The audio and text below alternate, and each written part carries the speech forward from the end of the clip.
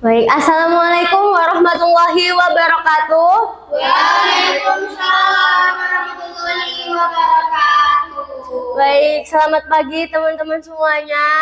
Pagi. Selamat datang di kursus baking pada pagi hari ini dengan saya Dewi Nanasya Padikasari yang akan memandu dan sebagai tutor di kegiatan pada pagi hari ini. Baik, sebelum memasuki ke materi inti, saya ingin bertanya nih kepada teman-teman semuanya, apakah teman-teman di sini udah ada yang pernah mencoba kue kering sebelumnya? Baik, dari Mbak Cindy, pernah nyoba apa nih? Kue yang bentuknya es putih itu loh, tahu? Es putih. Bulan maksudnya Kak? Ada lagi yang bentuknya es gitu pokoknya. Oke, itu jenis juga. Yang lainnya Mbak? Kalau aku suka lidah kucing yang tipis itu loh. Iya, itu manis, dominan manis gitu ya rasanya. Kemudian Mbak Medina? Aku pernah bikin yang itu loh, yang kayak ada tengah-tengahnya ada chocolate chipsnya gitu. Oh, Jadi bentuk bunga terus ada. Oke, itu juga semuanya adalah varian dari kue kering ya teman-teman. Kemudian kita akan membahas tentang dasar-dasar dari kue kering nih. Ya, aku akan menyampaikan tujuan dari pembelajaran kita pada pagi hari ini, yaitu agar teman-teman itu mampu memahami konsep dasar pembuatan kue kering dan mengenal bahan dan teknik yang digunakan dalam proses baking dan memiliki pengetahuan tentang cara bekerja secara aman dan higienis di dapur. Jadi teman-teman ini diminta agar bisa praktik sendiri di rumah. Kemudian kita juga ada praktek lanjutan ini setelah pertemuan ini selesai gitu. Baik, memasuki materi yang pertama yaitu pengertian dari kue kering. Di sini pengertian kue kering adalah produk bakery yang memiliki struktur renyah atau skripsi dengan kadar air rendah. Jadi kadar air rendah itu di sini dimaksudkan adalah kue kering itu dibuat dengan cara menggunakan air yang sedikit, begitu agar hasilnya itu tahan lama teman-teman. Kemudian kue kering ini juga dibuat dengan teknik baking atau pemanggangan di oven. Itu dapat menghasilkan kue yang lebih kering daripada kue basah begitu teman-teman. Baik, materi selanjutnya saya akan menerangkan tentang karakteristik dari kue kering. Yang pertama ada memiliki tekstur renyah dan kram yang kering. Apakah di sini ada teman-teman yang tahu kram itu apa? Nggak tahu.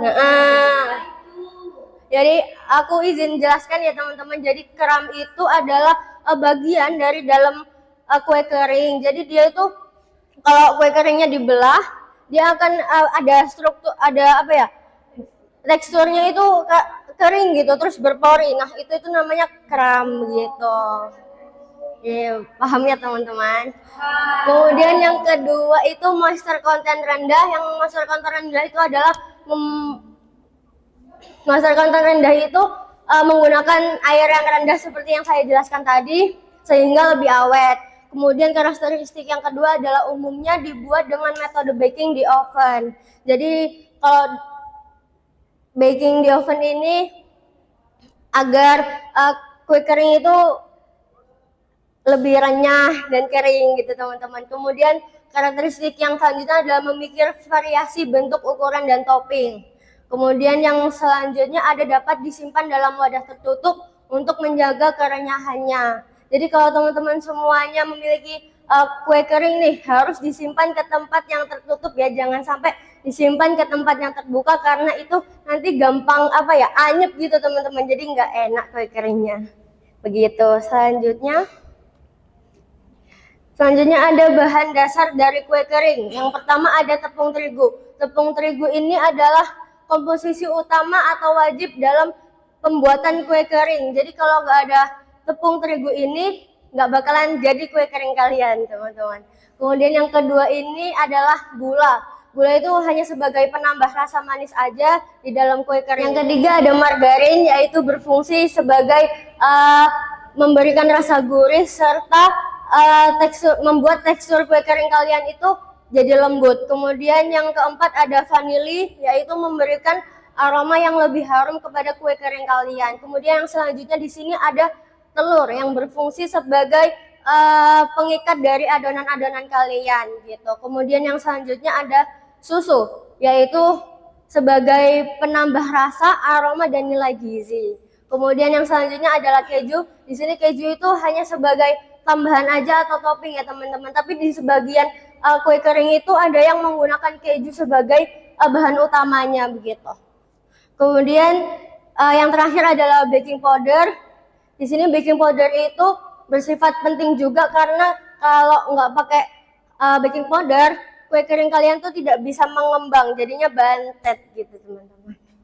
Yang selanjutnya ada teknik dasar dari baking. Yang pertama ada mixing, yaitu proses pencampuran bahan hingga terbentuk sebuah adonan. Kemudian yang kedua adalah creaming, yaitu teknik mengocok mentega dan gula hingga lembut dan mengembang. Jadi gimana caranya kita tahu gula dan mentega ketika dikocok itu lembut dan mengembang itu bisa dibedakan dengan cara warnanya udah putih teman-teman, terus agak mengembang dikit gitu. Kemudian yang selanjutnya ada shaping, di mana ini tuh dimaksud adalah proses membentuk adonan sesuai desain atau jenis kue. Kemudian yang selanjutnya adalah baking, yaitu proses memanggang di dalam oven dengan suhu tertentu. Jadi setiap kue kering itu nggak sama suhunya teman-teman.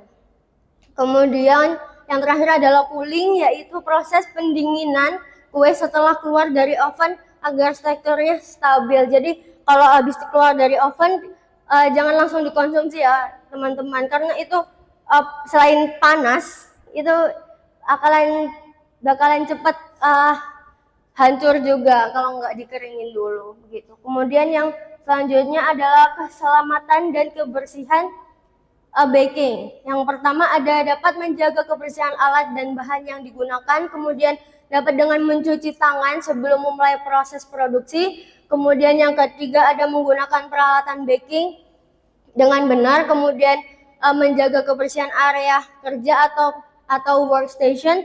Kemudian yang terakhir ada berhati-hati saat menggunakan oven dan peralatan panas begitu teman-teman. Kemudian yang selanjutnya ada macam-macam kue kering nih. Apakah dari teman-teman ada yang tahu gambar nomor 1 ini gambar apa? Kue apa? Putri salju. Iya benar banget, putri salju ini khasnya dengan dibaluri gula halus, gula putih ya teman-teman. Kemudian yang kedua ini adalah kastengel, yaitu khasnya itu dia di atasnya ada kejunya. Ada yang suka keju? Ada yang suka kamu. Baik, untuk yang ketiga apakah ada yang tahu kue kering apa?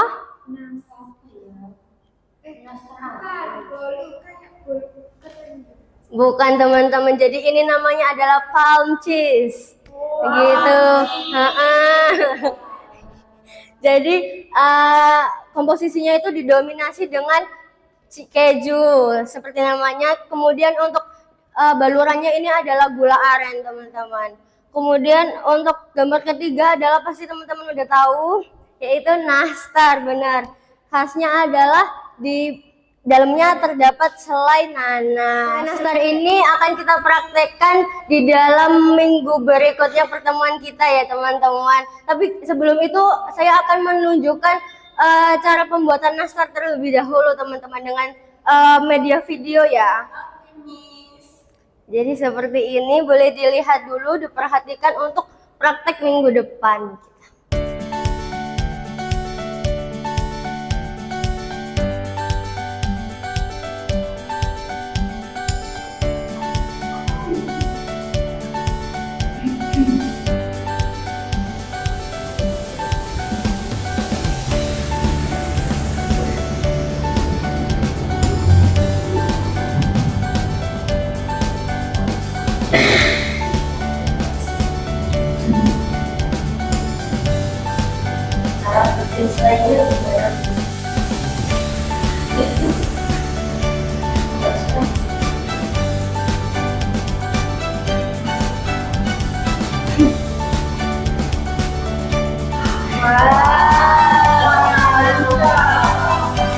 begitu teman-teman cara pembuatan nastar. Jadi untuk selainnya Kakak Medina itu ada di praktek minggu depan ya, akan dijelaskan. Baik, sebelum mengakhiri pertemuan pada pagi hari ini teman-teman, saya ingin bertanya nih. Tadi kan udah saya terangin tentang teknik dasar dari baking. Nah, aku mau tanya, kenapa proses cooling itu penting dalam pembuatan kue kering? Saya menjawab. Baik, Mbak Cindy, apa jawabannya? Penting karena cooling itu merupakan proses pendinginan kue setelah keluar dari oven agar tekstur lebih stabil. Baik, benar banget. Jadi itu ya teman-teman, jangan lupa kalau bikin kue kering itu udah habis dari oven, dikeringin dulu. Gitu. Karena waktunya sudah hampir mau habis, di sini saya dan teman-teman tim saya di belakang izin mengundurkan diri dan mohon maaf apabila ada salah kata atau perbuatan kami yang kurang berkenan di hati para teman-teman. Akhir kata, saya ucapkan wassalamualaikum warahmatullahi wabarakatuh. Waalaikumsalam warahmatullahi wabarakatuh.